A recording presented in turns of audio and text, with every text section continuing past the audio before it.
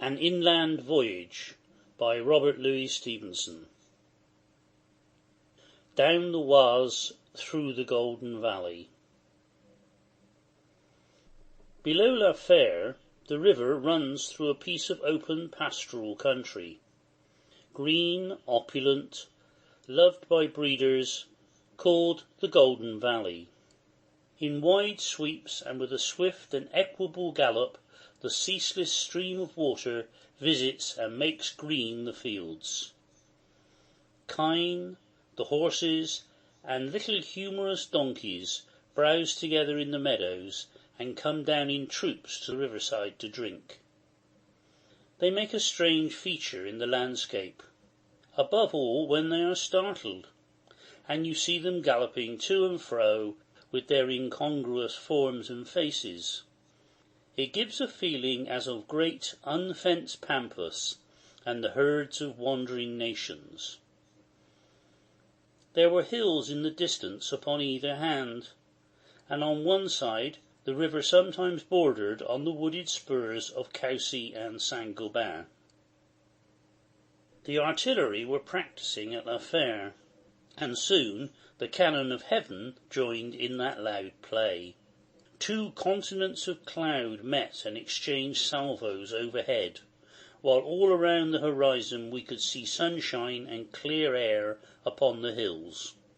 What with the guns and the thunder, the herds were all frightened in the Golden Valley. We could see them tossing their heads and running to and fro in timorous indecision, and when they had made up their minds, and the donkey followed the horse and the cow was after the donkey, we could hear their hoofs thundering abroad over the meadows. It had a martial sound, like cavalry charges. And altogether, as far as the ears are concerned, we had a very rousing battle piece performed for our amusement. At last the guns and the thunder dropped off, and the sun shone on the wet meadows.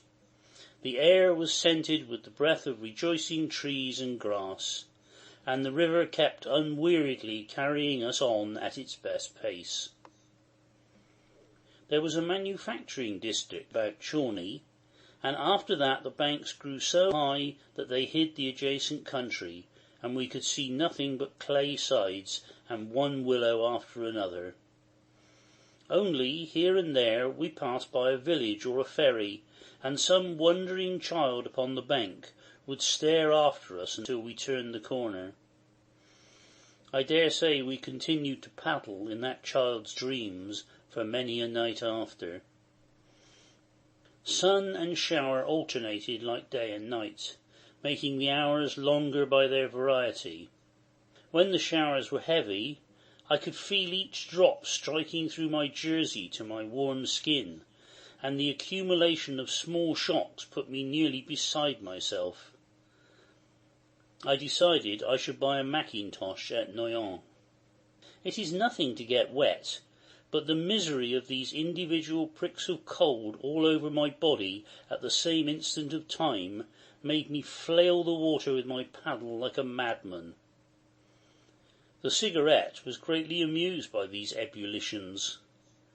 It gave him something else to look at besides the clay banks and willows.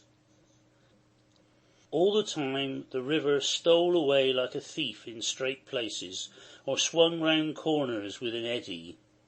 The willows nodded and were undermined all day long. The clay banks tumbled in.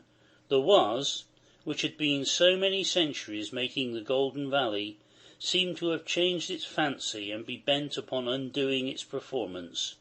What a number of things a river does by simply following gravity in the innocence of its heart. End of section 16.